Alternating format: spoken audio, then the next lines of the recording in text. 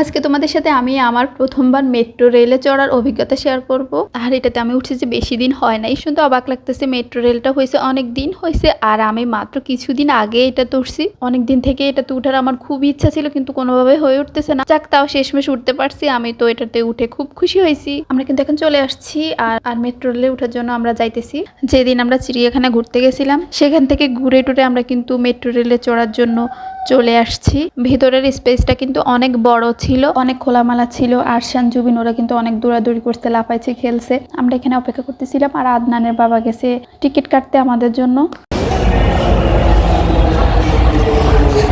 আদনানের বাবা টিকিট কাটতেছিল আর আমি ঘুরে একটু দেখতেছিলাম। প্রথমবার আসছি। আমরা মিরপুর থেকে যাব উত্তরা। তো কত টাকা করে টিকিট কাটছে সেটা আমি জানি না, কোনো ধারণা নাই, আমি জিজ্ঞেসও করি নাই। আমি তো খুবই এক্সাইটেড ছিলাম কখন উঠবো। তো টিকিট কাটা শেষ, আমরা এখন স্ক্যান করে ভিতরে ঢুকবো। তোমরা হয়তো বললে বিশ্বাস করবো না, আমি যখন এটা হাতে পাইছি আর আমি যখন স্ক্যান করে ভিতরে ঢুকতেছিলাম, আমার বুকের ভিতর কেমন ধরপড় ধরপড় করতেছিল, মানে অন্যরকম একটা অনুভূতি হয়েছে। আর এই তো এটাই হচ্ছে আমার সেই টিকিটটা। এটা যদি সাথে করে নিয়ে আসতে পারতাম তাহলে কিন্তু খুবই ভালো হইতো, কিন্তু আনতে তো পারলাম না, তাই কিন্তু ভিডিও করে রাখছি। আমরা ভিতরে ঢুকে প্ল্যাটফর্মে অপেক্ষা করতেছি। 5 মিনিট পর পর নাকি ট্রেন আসে। আরশান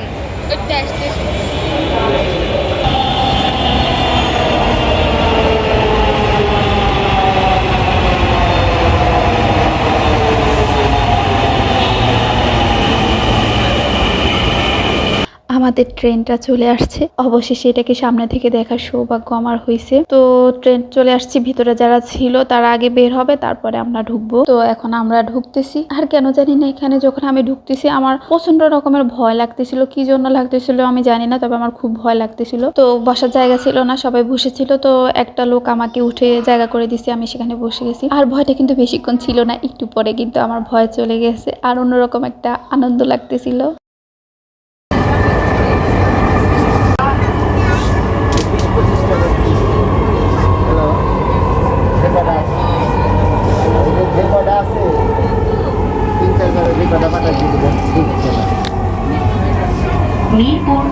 আদনান আর তার বাবা কিন্তু এর আগেও উঠছিল। আমি তখন নোয়াখালীতে ছিলাম, তারা বাপ ছেলে কিন্তু ঢাকায় আসছিল। তখন তারা উঠছে, কিন্তু আমার আর ওঠার সুযোগ হয় নাই। আমি আর আমার আরশান এই প্রথমবার উঠছি। আমরা এখন উত্তরায় চলে আসছি। এখন আমরা নেমে যাচ্ছি। এখানে কিন্তু ভিতরে ওয়াশরুমও ছিল, কারো প্রয়োজন হলে কিন্তু ব্যবহার করতে পারে। তো ট্রেন থেকে নামার পর আমরা একটা রেস্টুরেন্টে যাই। আমাদের খুবই খিদা লাগছিল। একদমই ট্রেনের পাশে সুজেল দিয়ে গরুর মাংস পাওয়া যায়, এই লেখাটা দেখে কিন্তু আমরা ভিতরে ঢুকছি। বিশেষ করে আমি ঢুকছিলাম ওদেরকে নিয়ে, মানে চুইজেল খাওয়ার জন্য। কিন্তু সেখানে গিয়ে তো আমরা বোকা হয়ে গেছি, ওখানে কোনো সুইজেল পাওয়া যায় না। তো তখন কিন্তু এত খিদা লাগছে, অন্য কোথাও যাওয়ার সুযোগ নাই। যা ছিল তাই দিয়ে আমরা খেয়ে নিছি, কিন্তু তাদের সিস্টেম ছিল খুবই বাজে। আচ্ছা থাক, সেটা আর না বলি। তারপরে সেখান থেকে বের হয়ে আমরা চায়ের স্টল থেকে চা খাই। আমি দাঁড়িয়ে দাঁড়িয়ে চা খাচ্ছি আর মেট্রো রেল যাওয়া আসা দেখতেছি। এই অভিজ্ঞতাটা কিন্তু আমার কাছে অন্যরকম লাগছে। তো এখান থেকে আমাদের অন্য আরেক জায়গায় যাওয়ার কথা ছিল, আশুলিয়া যাবো ভাবছিলাম, কিন্তু বৃষ্টি আসতেছিল, আমরা আর কোথাও যাই নাই। আমরা আবার এখান থেকে চা খেয়ে আবার আমরা মেট্রোতে করে চলে আসছি বাসায়। আমাদের এই দেশটার এভাবে একটু একটু করে উন্নতি হোক, এই কামনা করে আজকে শেষ করতেছি। সবাই ভালো থাকবেন, নিরাপদে থাকবেন। আল্লাহ হাফেজ।